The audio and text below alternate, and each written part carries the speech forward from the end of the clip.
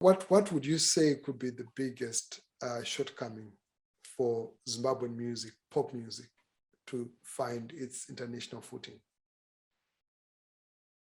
I mean, like everything else, which is we had to understand that with this turn of this new millennium, there was going to be a big disruption. And don't forget, we're coming from Y2K, the Napsters, how we're going to market our music, how we're going to, and all those changes. And when they say 2000, they didn't mean 2000 stops there. It's 2000 and beyond. Yes. And while we're looking at just sound, we have to understand what music is. Like I said, music is just a soundtrack too. And us as Zimbabweans, we are growing, we are evolving. I'll give you an example. When I was growing up, I'd listen to people like Pet Shange from South Africa, Yes. Steve Kekana, Steve Kekana.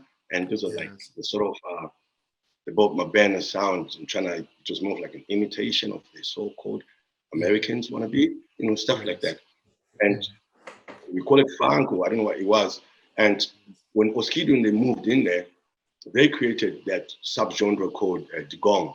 Yes. And then from there it became quite. Now Oskido has a history of house music during his era, I believe, in Zimbabwe and Bulawayo. And because that's a time of the CC Pennystones, what we call Chicago house, and we used to dance to that.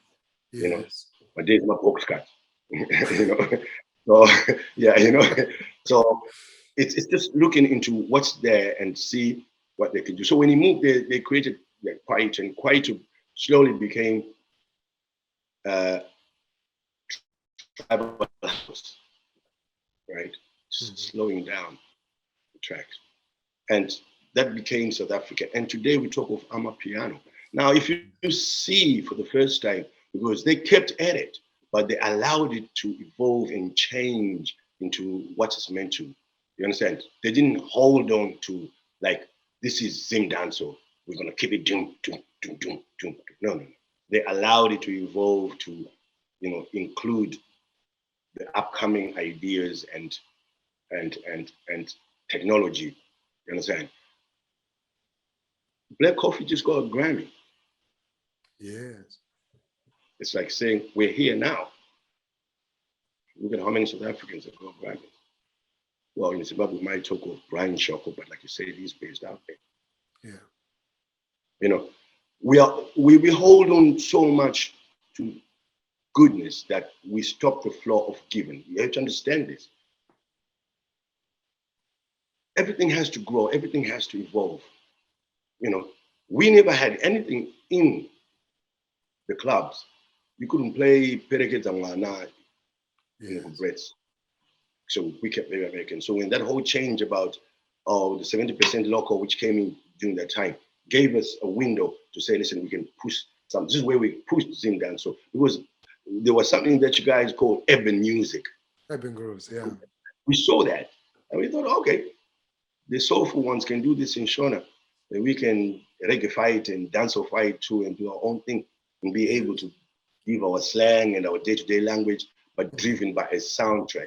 Now that soundtrack, that's what you call Zim dance. So what is Zim dance? Is it the soundtrack or is it the slang?